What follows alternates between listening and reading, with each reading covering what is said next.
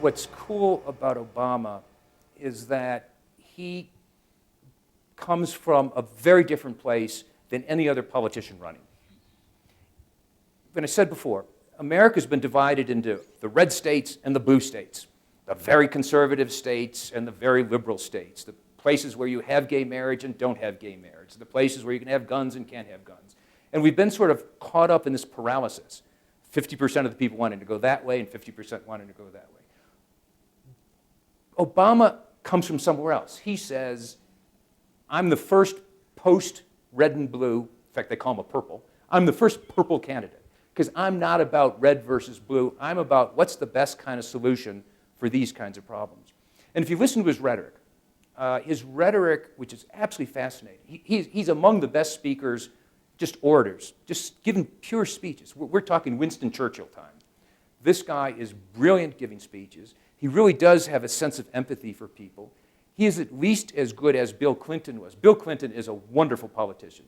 You sit with Bill Clinton and you'll follow him anywhere. You watch him and listen to him give his speech, you'll follow him anywhere. And Obama's sort of like that. Here's a guy who a year ago no one ever heard of. You cannot find 5 people in the United States who had ever heard of Barack Obama a year ago. Suddenly today, he's 50-50 with Hillary Clinton, whom everyone knew, running for presidency. There's really something there, and what I think is there is that he's trying to find both a language and a set of issues that take us beyond the paralysis and say, okay, we're in a bad place, let's try to do something different. And clearly, the conversation is working. Now, the problem Obama has, he has 2 problems. One, he has almost no experience. He's been a senator for 2 years. Before that, he was a senator in the state of Illinois legislature, the local legislature in Illinois. And before that, he was a union organizer from the labor movement in Chicago, in Illinois. So in terms of someone who's thought about foreign policy, who's thought about the problem of terrorism, who's thought about the problem of healthcare, he hasn't. It's not been what he's been doing. He comes with almost no history, almost no experience, as though he just appeared out of nowhere. Literally with no background, but here I am, I'm ready.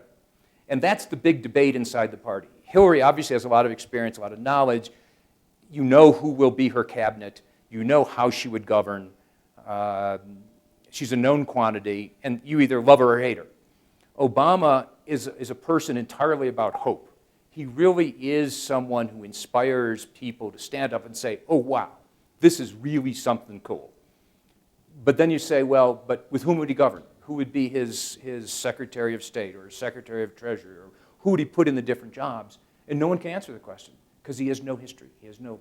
So it's going to be, is America ready for something that a known quantity, for better and for worse? Do they want somebody who's completely brand new? And not because they're offering different ideas. Their ideas are exactly the same. So there's almost no policy difference between Hillary and Obama. The difference is entirely about personality. It's about political language. It's about vision. Obama's a very positive, forward-looking force. She's much more practical, much more cynical, much more hard-pressed. It's entirely possible you need someone exactly like Obama without experience. People without experience dare to dream. They dare to do things that they haven't, that people say can't be done. Think about things like indigo. Indigo is something that not done anywhere else in the world, and you did it.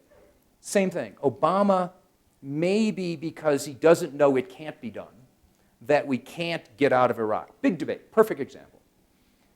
Clearly, most Americans think Iraq was a mistake, and they would like the Iraq war to end. If you ask the military, they are planning literally for another 15 years.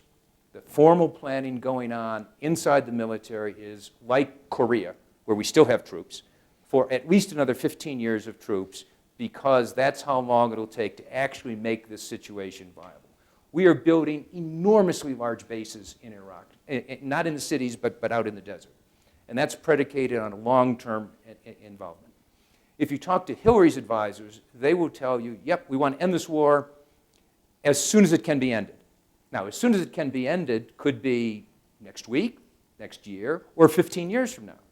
If you talk to Obama, he says, I want it ended now. I'm president, I'm going to end the war, I'm going to end the war fast. Now, maybe that's stupid. Maybe it can't be done, and maybe he won't be able to do it, but at least he imagines and he's trying to think through, how could you do it? I don't think Obama is seen as an experiment. Obama, if you watch Obama and you listen to him and you talk to people who are excited about him, none of them are afraid of him. They're not afraid that it's an experiment. They are enthused and encouraged by his vision. They see in Obama, one of the reactions to Obama is he's a bit like Jack Kennedy. People are responding to Obama the same way they responded to Jack Kennedy back in 1959, 1960, when he became president. This is sort of a 21st century Kennedy in the sense that he's young, he's good looking, he's got a very attractive wife, he's exciting. Kennedy came in and said, we've got to do things differently. Obama is saying we've got to do things differently. Barack Obama is black. But to Americans, he doesn't look very black. If you turn on the TV and just listen to the sound, turn off the picture and just listen to him, he doesn't sound black. Now, this is one of those politically incorrect things you can't say out loud. But other black American politicians, if you do that, you can tell by the words they use, by the cadence in their voices, by how they formulate their stories. But Barack sounds American. He could be black, he could be white, he could be Chinese, he could be Hispanic. He doesn't sound, he sounds like a newscaster. He's got that sort of American sound to him that isn't uniquely anything. The fact that he's black, when Jesse Jackson ran for president, he ran as a black man. He ran as a black politician with experience in the streets, and his campaign was, I'm a black man. When Al Sharpton has run for various offices, he ran as, I'm black, vote for me because I'm black. You owe it to me or you don't owe it to me, but oh, because I'm black. That's not at all in the conversation. It's such an American story.